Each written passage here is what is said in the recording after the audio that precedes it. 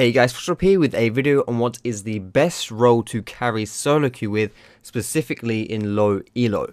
Now I get asked this question quite a lot, whether that's in the YouTube comments or in the chat when I'm streaming, and it's quite a difficult one to cover because I don't really feel like there is a black and white answer here. However, I do also feel like some roles are better at carrying solo queue than others, so there's definitely some things to discuss.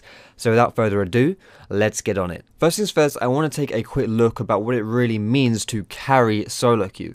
In my opinion, carrying solo queue is anything that helps you have a positive impact on the game, or to create advantages for yourself and your team to the extent that you can then use those advantages to win games. Now, a lot of this can be done regardless of what champion you are playing, but there is an undeniable influence on the actions you can take and the choices you can make by what champion or what role you're playing, and that is what this whole video is about. So let's take a deeper look at that specifically. So let's start with the top lane. Now the phrase top lane is an island has been thrown around quite a lot, used to describe how isolated that lane is in relation to its contact with the other lanes and players. This has been recently changed somewhat, as at the time of making this video the meta does favour top laners with teleport, allowing them to TP into skirmishes in other lanes.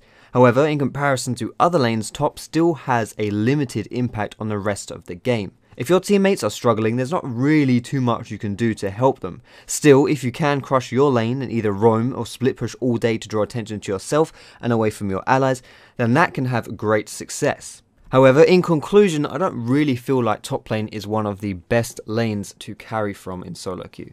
Next up, we have the junglers. Now these are the playmakers of League. The flow of the game is often set depending on how they are playing and what they are doing. A successful aggressive jungler can positively influence all other lanes, giving them great advantages and allowing them to snowball hard. They're also the babysitters of teams, being able to provide assistance wherever is needed, which means that if a lane is struggling, the jungler can help prevent that. All in all, this gives them some amazing solo queue carry potential, but on the same coin, they are still very reliant on their allies. Whether that's making plays, shot calling, objective plays, following up on ganks, etc. This can pose some troubles if you ever get some unresponsive allies or people who just don't want to cooperate with you. In addition to this, just because the jungler has the potential to help out all lanes on the map, this does not mean that he has the responsibility to do so.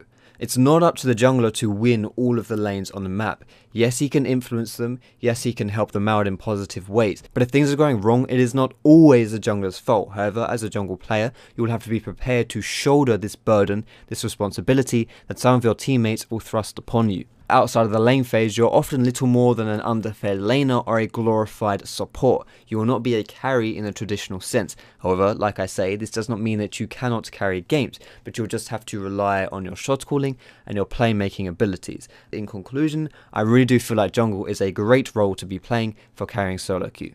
Mid laners are somewhat similar to the junglers as far as their ability to influence multiple lanes goes. Being at the heart of the map, they can roam to many places and look for kills or provide backup. What's great about a mid roam is that you can often burst the target down extremely easily. This is thanks to the type of champions that are often played mid, like the assassins and the mages. Similarly, whichever mid laner is more dominant in a game will also open up the gates for the jungle plays. The carry potential for a mid laner is extremely high, if not, in my opinion, the highest of all roles. Supports as a role get unfairly characterized as the one role that cannot carry games. If you don't have items and big damage to kill people yourself, how can you expect to win?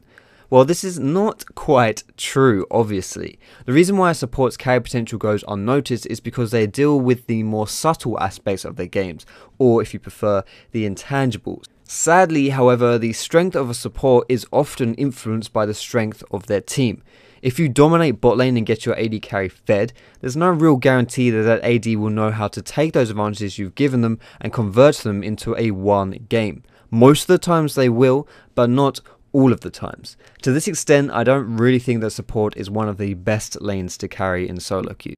Finally, we have the AD carries. Their impact in the early game is quite minor, with supports often having the biggest say in the dynamics of a bot lane. Mid game is much the same story unless you get really fed in the lane phase, but late game is a whole different beast. In low elo especially, the life of an AD carry, especially in teamfights, is less stressful. Some people argue that playing AD carry in low elo is really bad because your teammates don't know how to protect you.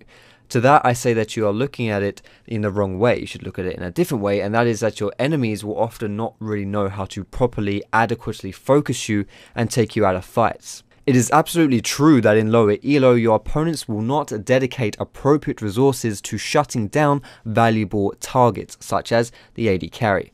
With good positioning, you can pretty much 1v5 using your teammates as meat shields. No other role has a better teamfight or late game presence than the AD. I'm actually of the opinion that you should never forfeit a game if you're playing AD carry, because you can always have a chance in the late game and in teamfights. For these reasons, I feel like AD carry is one of the best roles for climbing that solo queue ladder. So that's my opinion on the best roles to carry with in solo queue, specifically for low elo. Remember that you'll always do your best on your main role, so if you're sitting there as a support main and feeling kinda disheartened, don't be. What role you play is not what's going to stop you from climbing your elo. If you feel like you've hit a place and you can't get any higher, there are bigger things you need to worry about than what role and what champion you are playing, provided that you are always picking your best champions. If you want some other advice on climbing solo queue, you can click here to see some common mistakes of low elo. Or maybe your attitude is your problem, then you can click here to get some tips on how to stop raging. But most importantly guys, thank you so much for watching this video. I hope you found it useful. If you did, feel free to give it a thumbs up. And if you think you know someone who might benefit from watching this video as well, feel free to share it with them. If you really like this video and you want to see more, then you can subscribe to me where I put out educational League content with a bit of entertaining stuff on the side as well. You can check me out on my social media, my Facebook, my Twitter. You can catch me streaming on Twitch as well. All of those things are in the description guys. But like I said, thank you so much for watching and I will see you in my next video.